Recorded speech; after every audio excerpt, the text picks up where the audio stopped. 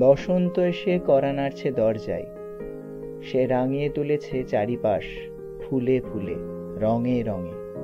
সময় এসেছে আপনার আমার জীবনকেও নতুন করে রাঙিয়ে তোলার, আমাদের যা কিছু পুরনো তাকে রঙিন করে তোলার। তাই আমরাও আপনার জন্য নিয়ে এসেছি একটি নিবেদন, রাঙিয়ে দিয়ে যাও। এখানে আমরা আপনাদের শোনাবো এমন কয়েকটি গল্প যা নতুন করে রাঙিয়ে তুলবে আপনার জীবনকে। শুনতে থাকুন রাঙিয়ে দিয়ে যাও। আজকের নিবেদন রূপা, লেখক হুমায়ুন আহমেদ।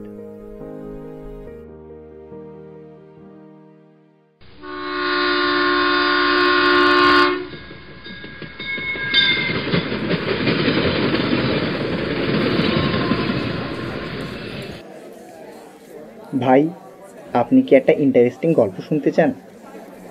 আমি ভদ্রলোকের দিকে অবাক হয়ে তাকালাম। কিছুক্ষণ আগে তার সঙ্গে আলাপ হয়েছে, তাও এমন কোনো আলাপ না। আমি ট্রেনের জন্য অপেক্ষা করছি কিনা জানতে চাইলেন। আমি বললাম হ্যাঁ, এবং ভদ্রতা করে জানতে চাইলাম আপনি কোথায় যাচ্ছেন। ভদ্রলোক হাসি মুখে বললেন, আমি কোথাও যাচ্ছি না, আমি আমার স্ত্রীকে রিসিভ করতে এসেছি। ও চিটাগাং থেকে আসছে, ট্রেন 2 ঘন্টা লেট, ফিরে যেতে ইচ্ছা করছে না। বাসায় যাব আবার আসবো, তাই ভাবলাম অপেক্ষা করি। তার সঙ্গে এইটুকু আমার আলাপ। এই আলাপের সূত্র ধরে কেউ যখন বলে, ভাই আপনি কি একটা ইন্টারেস্টিং গল্প শুনতে চান, তখন খানিকটা হলেও বিস্মিত হতে হয়। অপরিচিত লোকের কাছ থেকে গল্প শোনার আগ্রহ আমার কম। তাছাড়া আমি আমার দীর্ঘদিনের অভিজ্ঞতায় লক্ষ্য করেছি, ইন্টারেস্টিং গল্প বলে যে গল্প শুরু হয় সে গল্প কখনোই ইন্টারেস্টিং হয় না। আমি কিছু না বলে চুপ করে রইলাম। ভদ্রলোক বুদ্ধিমান হলে আমার চুপ থাকার অর্থ বুঝতে পারতেন। বুদ্ধিমান না হলে এই গল্প আমায় শুনতেই হবে। দেখা গেল ভদ্রলোক মোটেই বুদ্ধিমান নয়। পকেট থেকে একটা পানের কৌটো বের করে পান সাজতে সাজতে গল্প শুরু করলেন। আপনি নিশ্চয়ই খুব বিরক্ত হচ্ছেন আমার কথা শুনে। নিতান্তই অপরিচিত একজন মানুষ হড়বড় করে গল্প পড়া শুরু করছে, বিরক্ত হবারই কথা। কিন্তু সমস্যাটা কি জানেন?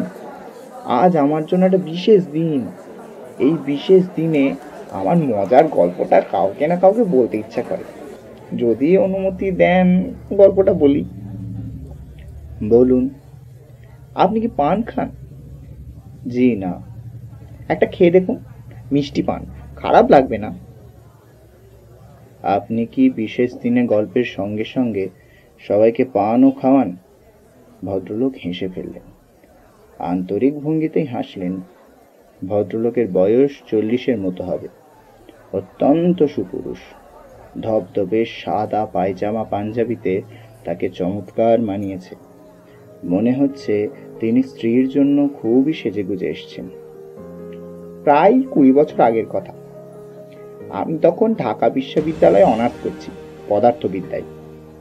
এখানে অন্ধকার বলে আপনি সম্ভবত আমাকে পরিষ্কার দেখতে পাচ্ছেন না। আলো থাকলে বুঝতেন আমি বেশ সুপুরুষ। 20 বছর আগে দেখতে রাজপুত্রের মতো ছিলাম। ছাত্রমহলে আমার নাম ছিল দ্য প্রিন্স। মজার ব্যাপার হচ্ছে, মেয়ে মম হলে আমার কোনো পাত্তা ছিল না। আপনি ব্যাপারটা লক্ষ্য করেছেন কিনা জানি না, পুরুষদের রূপের প্রতি মেয়েরা কখনো আকৃষ্ট হয় না। পুরুষদের সবকিছুই তাদের চোখে পড়ে, রূপ চোখে পড়ে না। বিশ্ববিদ্যালয় জীবনে কোনো মেয়ে আমার সঙ্গে ভাব করার জন্য কিংবা কথা বলার জন্য এগিয়ে আসেনি। আমিও নিজ থেকে এগিয়ে যাইনি, কারণ আমার তোতলামি আছে, কথা আটকে যায়। আমি ভদ্রলোককে থামিয়ে দিয়ে বললাম, আমি তো কোনো তোতলামি দেখছি না, আপনি চমৎকার কথা বলে যাচ্ছেন। বিয়ের পর থেকে তোতলামি সেরে যায়, বিয়ের আগে প্রচন্ড রকম ছিল। অনেক চিকিৎসাও করেছি, মার্বেল মুখে নিয়ে কথা বলা শুরু করে হোমিওপ্যাথি ওষুধ, পীর সাহেবের তাবিজ, কিচ্ছু বাদ দিইনি। যাই হোক, গল্পে ফিরে যাই। আমার সাবসিডিয়ারি ছিল ম্যাথ আর কেমিস্ট্রি। কেমিস্ট্রি সাবসিডিয়ারিতে একটা মেয়েকে দেখে আমার প্রায় দম বন্ধ হয়ে যাওয়ার মতো অবস্থা হলো। কি মিষ্টি চেহারা, দীর্ঘ পল্লব, ছায়াময় চোখ।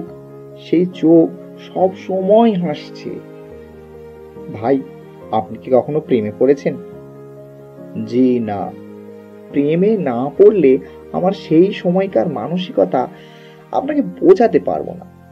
আমি প্রথম দিন মেয়েটিকে দেখেই পুরোপুরি অসুস্থ হয়ে পড়লাম। সারা রাত ঘুম হলো না। প্রচন্ড পানির পিপাসায় একটু পর পর গলা শুকিয়ে যায়। পানি খাই আর মহসিন হলের বারান্দায় হাঁটাহাঁটি করি। সপ্তাহে আমার দুটো মাত্র সাবসিডিয়ারি ক্লাস। রাগে দুঃখে আমার কাঁদতে ইচ্ছে করছে। প্রতিদিন একটা করে সাবসিডিয়ারি ক্লাস থাকলে কি ক্ষতি হতো? সপ্তাহে দুটো ক্লাস মানে 50 মিনিট করে 100 মিনিট। এই 100 মিনিট চোখের পলকে শেষ হয়ে যায়। তাছাড়া মেয়েটা খুব ক্লাস ফাঁকি দেয়। এমনও হয়েছে সে পরপর 2 সপ্তাহ কোনো ক্লাসই করলো না। তখন আমার ইচ্ছে করতো লাফ দিয়ে মহসিন হলের ছাদ থেকে নিচে পড়ে সমস্ত জ্বালা যন্ত্রণার অবসান ঘটায়। সে যে কি ভয়াবহ কষ্ট আপনি বুঝবেন না, কারণ আপনি কখনো প্রেমে পড়েননি। মেয়েটার নাম তো বললেন না, তার নাম কি? তার নাম রূপা। সেই সময় আমি অবশ্য তার নাম জানতাম না। নাম কেন, কোনো কিছুই জানতাম না। কোন ডিপার্টমেন্টের ছাত্রী তাও জানতাম না। শুধু জানতাম তার সাবসিডিয়ারিতে ম্যাথ আছে এবং সে কালো রঙের একটি মরিস মাইনর গাড়িতে আসে। গাড়ির নম্বর ভ8781। আপনি তার সম্পর্কে কোনো খোঁজ করেননি? না, খোঁজ নিইনি। কারণ আমার সবসময় ভয় হতো খোঁজ নিতে গেলেই জানবো মেয়েটা হয়তো বা কারোর সঙ্গে ভাব আছে। একদিনের একটা ঘটনা বললে আপনি বুঝতে পারবেন। সাবসিডিয়ারি ক্লাসের শেষে আমি হঠাৎ লক্ষ্য করলাম মেয়েটা হেসে হেসে একটা ছেলের সঙ্গে গল্প করছে। আমার সমস্ত শরীর কাঁপতে লাগলো। মনে হলো আমি অজ্ঞান হয়ে যাব। সব ক্লাস বাদ দিয়ে হলে এলাম এবং কিছুক্ষণের মধ্যেই সমস্ত শরীর কাঁপিয়ে আমার জ্বর এলো। আশ্চর্য তো বটেই। পুরো 2 বছর আমার এইভাবেই কাটলো। পড়াশোনা মাথায় উঠলো। তারপর একদিন অসীম সাহসের কাজ করে ফেললাম। মরিস মাইনর গাড়ির ড্রাইভারের কাছ থেকে বাড়ির ঠিকানাটা জেনে নিলাম। তারপর মেয়েটিকে সম্বোধনহীন একটি চিঠি লিখলাম। কি লিখেছিলাম এখন আর মনে নেই, তবে সেই চিঠির বিষয়বস্তু হচ্ছে আমি তাকে বিয়ে করতে চাই। তাকে রাজি হতেই হবে। রাজি না হওয়া পর্যন্ত আমি তাদের বাড়ির সামনে না খেয়ে পড়ে থাকবো। যাকে বলে পত্রিকার ভাষায় কি বলে বেশ, হ্যাঁ, আমরণ অনশন। গল্পটা কি আপনার কাছে ইন্টারেস্টিং মনে হচ্ছে? হ্যাঁ বলুন। তারপর কি হলো বলুন। চিঠি ডাকে পাঠিয়ে দিলেন? না, নিজে হাতে করে নিয়ে গেলাম। ওদের বাড়ির দারোয়ানের হাতে দিয়ে বললাম, এই বাড়ির একজন আপা আছেন না, ইউনিভার্সিটিতে পড়েন, তার হাতে দিয়ে এসো। দারোয়ান লক্ষ্মী ছেলের মতো চিঠি নিয়ে চলে গেল এবং কিছুক্ষণের মধ্যেই ফিরে এসে বলল, আপা বলছেন তিনি আপনারে চিনেন না। আমি বললাম, তিনি ঠিকই বলছেন, তবে আমি তাকে চিনি, এটাই যথেষ্ট। এই বলে আমি গেটের বাইরে খুঁটি গেড়ে দাঁড়িয়ে রইলাম। বুঝতেই পারছেন নিতান্তই পাগলের কাণ্ড। সেই সময় মাথা আসলেই বেঠিক ছিল, লজিক নষ্ট হয়ে গেছিল। যাই হোক, সকাল 9টা থেকে বিকেল 4টে পর্যন্ত কোনো ঘটনা ছাড়াই গেটের সামনে দাঁড়িয়ে রইলাম। লক্ষ্য করলাম দোতলার জানলা থেকে মাঝে মধ্যে কিছু কৌতূহলী চোখ আমাকে দেখছে। বিকেল 4টেয় এক ভদ্রলোক বাড়ি থেকে বের হয়ে কঠিন গলায় বললেন, যথেষ্ট পাগলামি করা হয়েছে, এখন বাড়ি যাও। আমি তার চেয়েও কঠিন গলায় বললাম, যাব না। পুলিশে খবর দিচ্ছি, পুলিশ এসে তোমাকে ধরে নিয়ে যাবে। কোনো অসুবিধা নেই, খবর দিন। ইউ রাস্কেল, মাতলেবি করার জায়গা পাও না। গালাগালি করছেন কেন? আমি তো আপনারে গালি দিচ্ছি না। ভদ্রলোক রাগে জ্বলতে জ্বলতে বাড়ির ভেতরে চলে গেলেন। তার পরপরই শুরু হলো বৃষ্টি, ঢালাও বর্ষণ। আমি ভিজছি নির্বিকার ভঙ্গিতে। সঙ্গে সঙ্গে বুঝছি যে জ্বর এসে যাচ্ছে। সারাদিন রোদে পোড়ার পর এই ঠান্ডা বৃষ্টি সহ্য হবে না। তখন একটা বেপরোয়া ভাব চলে এসছে, যা হবার হবে। ক্ষুধায় ক্লান্তিতে শরীর অবসন্ন। মাঝে মধ্যেই মনে হচ্ছে এই বুঝি মাথা ঘুরে পড়ে গেলাম। ইতিমধ্যে আমি আশেপাশের মানুষের কৌতূহলী দৃষ্টি আকর্ষণ করতে সমর্থ হয়েছি। বেশ কয়েকজন আমাকে জিজ্ঞেস করলেন, কি হয়েছে, এখানে দাঁড়িয়ে ভিড়ছি কেন? আমি তাদের সবাইকে বলেছি, আমাকে নিয়ে মাথা ঘামাবেন না, আমি একজন পাগল মানুষ। মেয়েটির বাড়ি থেকেও হয়তো টেলিফোনে এই ঘটনার কথা কাউকে কাউকে জানানো হয়েছে। 3টি গাড়ি তাদের বাড়িতে এলো।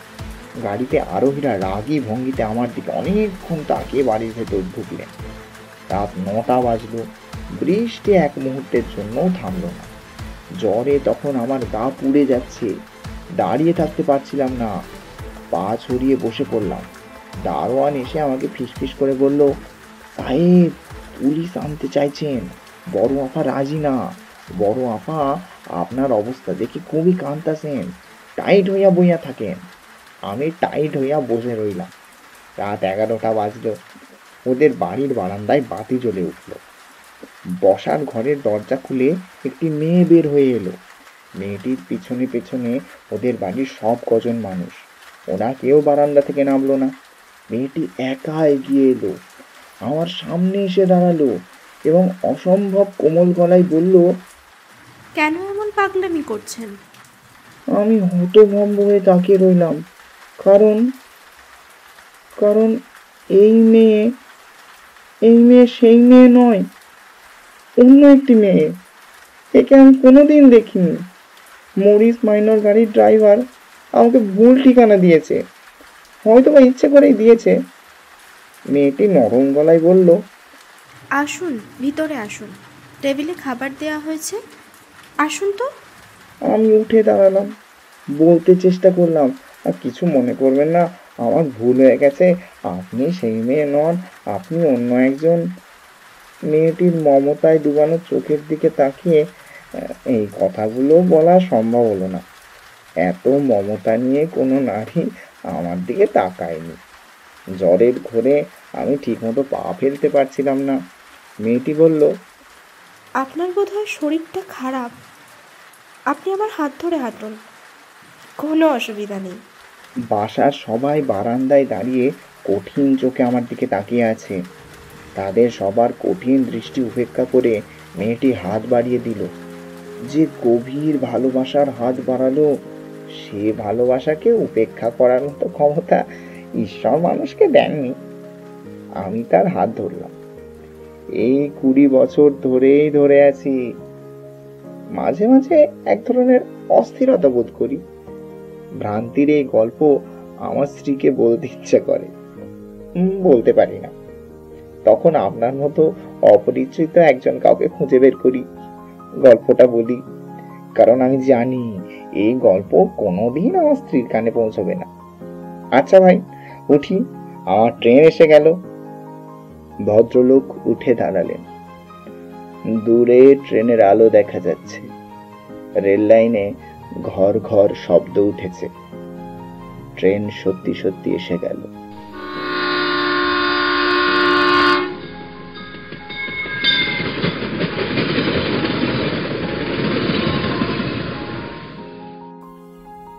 আজকের গল্প পাঠে ছিলাম আমি মাধব, নারী কণ্ঠে ছিলেন নেহা মোদক।